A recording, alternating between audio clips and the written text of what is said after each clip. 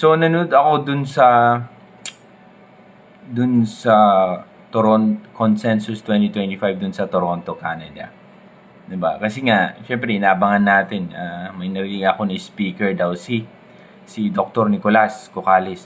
Ngayon, hindi pala siya speaker kundi panelist siya. So na-check ko, hindi nalabas, di ko alam kung sino yung nag-manage dun sa event na yun, pero hindi niya pinakita yung video dun sa kanilang Twitter account, Coindesk ata. Pero ang nakita ko dun, okay, ang maganda dun, nag-join siya sa mga event na gano'n, tapos nagsalita siya. Isa siyang panelist kasi parang 5 sila, isang babae, tapos 4 na lalaki. Ngayon, ang kaibahan dun, mga Lodi, lahat ng 4, puro mga leader or CEO or team lead ng isang project na AI.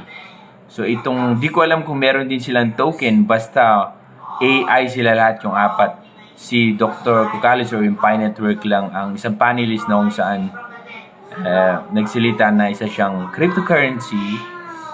Tapos, ang pinopoint niya doon, kasi more on AI yung pinag-uusapan Kaya, naglabas or merong announcement na merong $100 million na funding para sa mga quality projects na mag-build sa ecosystem ng Pi Network, mga decentralized application. Pinag-usapan natin dito.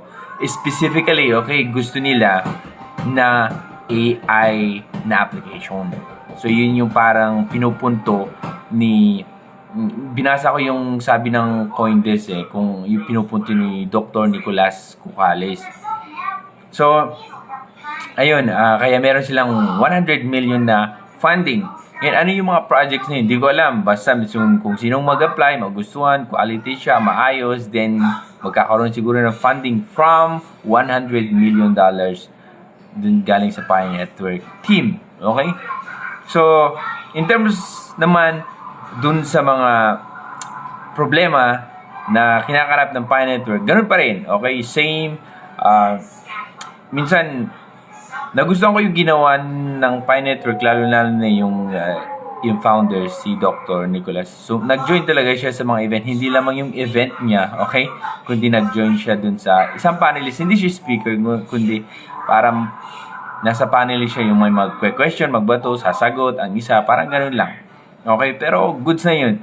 As long as na-promote naman, okay, ang Pi Network dun sa event na yun. Kasi iba't ibang mga tao ang andun nung sa nagtitingin din ng mga startup companies, specifically sa AI, cryptocurrencies, mga ganun. So, ayun, ang balita dun sa Consensus 2025 Toronto, mga Lodi.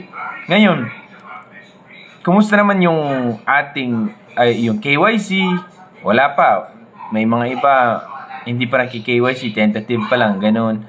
Tapos, may mga problema pa talaga, hindi pa nangyari migration, kaya mga iba na wala ng pag-asa. Pero hindi ko alam, parang alam mo na, project kasi ito na kung saan suportahan mo kung gusto mo, kung ayaw mo, wag na. Kasi ang dami talagang problema, pero okay lang, ganyan talaga. Okay? Basta yung pinopoint doon ni Nicolas is magkakaroon sana ng mga projects na quality AI. Okay, nakafocus sa AI na mga decentralized application dun sa ecosystem ng Pi Network, mga Lodi. At magkakaroon ka ng funding kung meron ka nun. Ayun. So, yun lang.